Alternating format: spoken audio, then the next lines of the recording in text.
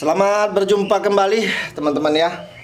Pada kesempatan kali ini masih bersama channel Yuka Auto dengan saya Bang Edi.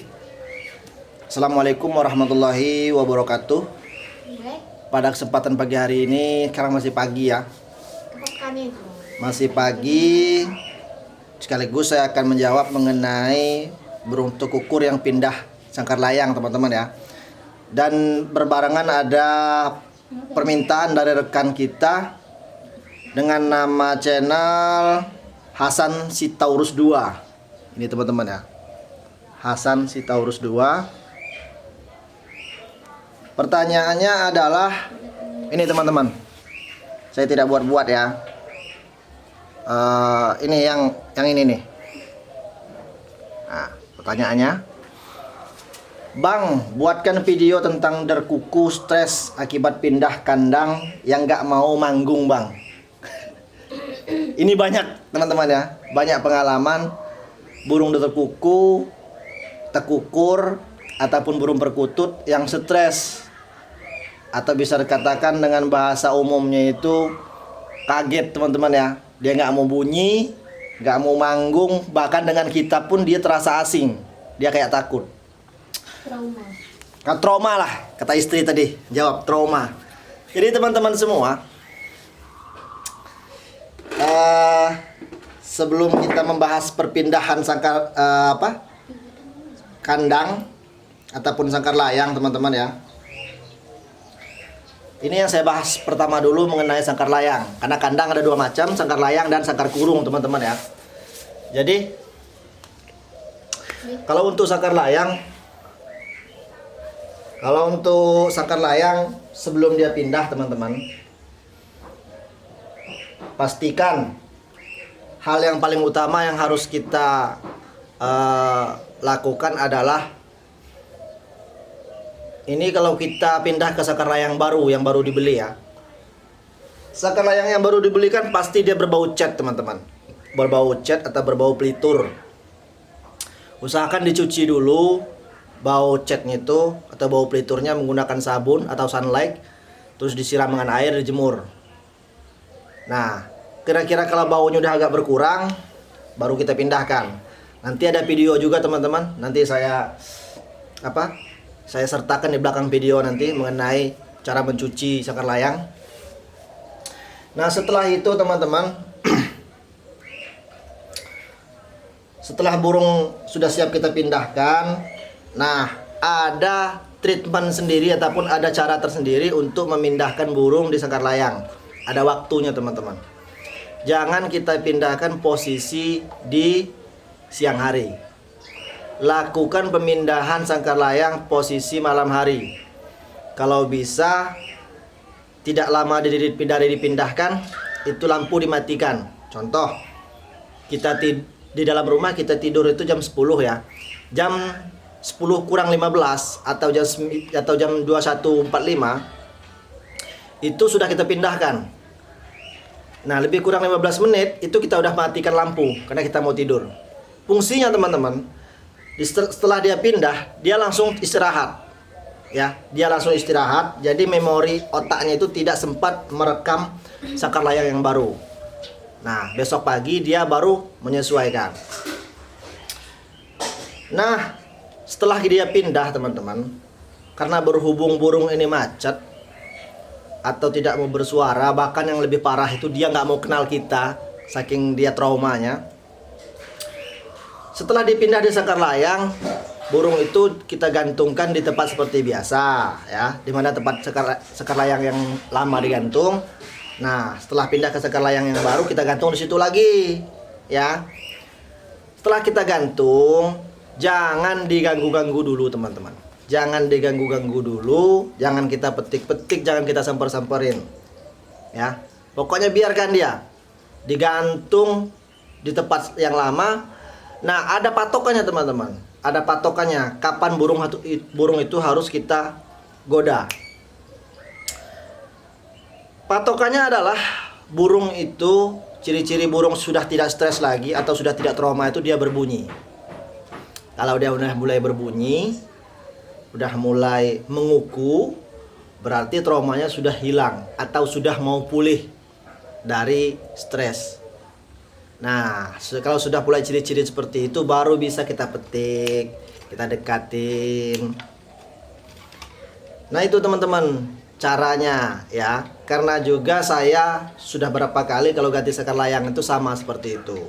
Namun tidak semua burung derkuku yang dia gampang tersinggung. Itu tersinggung sebenarnya teman-teman. Gampang stres, tidak semua. Termasuk yang di depan kita ini, si doping ini.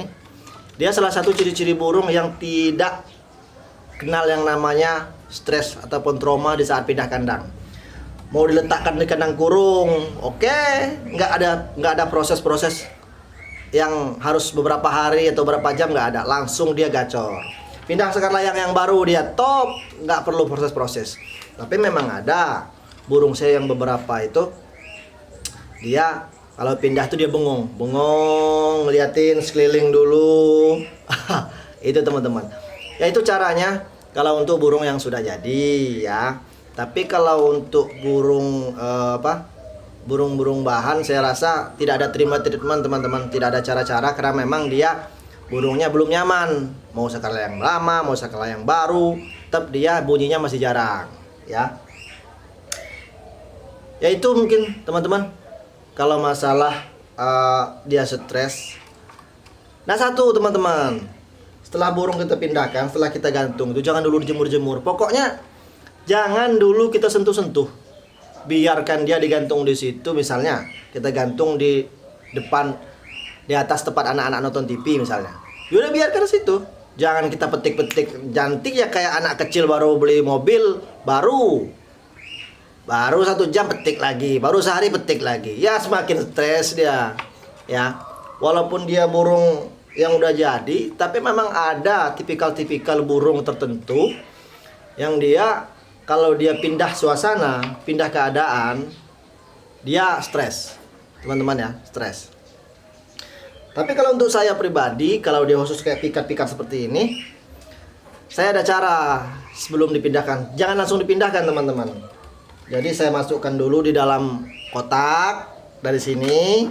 Nah, pas ada sakar layang baru, saya tutup di kotaknya, dalam kotak saya biarkan sekitar 15 menit, baru saya pindahkan lagi. Gunanya apa? Biar dia tidak kaget melihat sakar layang yang baru. Pas saya buka kotak dia langsung pindah. Ya. Namun biasanya orang tuh ada prinsip-prinsip sendiri, ada cara-cara tersendiri memindahkan burung dari sangkar layang yang lama ataupun sangkar yang lama ke sangkar yang baru. Ada macam-macam teman-teman. Yang jelas yang paling utama itu bau cat. Ya, bau cat itu yang sangat berpengaruh. Saya sendiri pun sudah berapa kali kalau beli sangkar baru itu bau cat itu nggak ketulungan. Apalagi sangkar layang kayak gini. Ini kan ada pelitur ini. Ini baunya benar-benar menyengat. Dalam satu rumah itu bisa penuh dengan bau pelitur ini sendiri.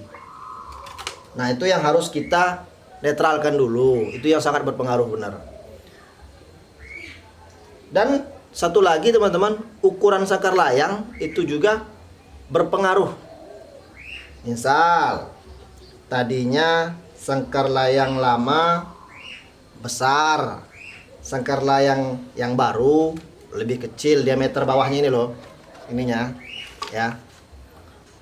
Itu berpengaruh teman-teman, karena misal kayak doping ini biasa dengan ukuran tali panjang misalnya 20 cm dari sini ke sini ya.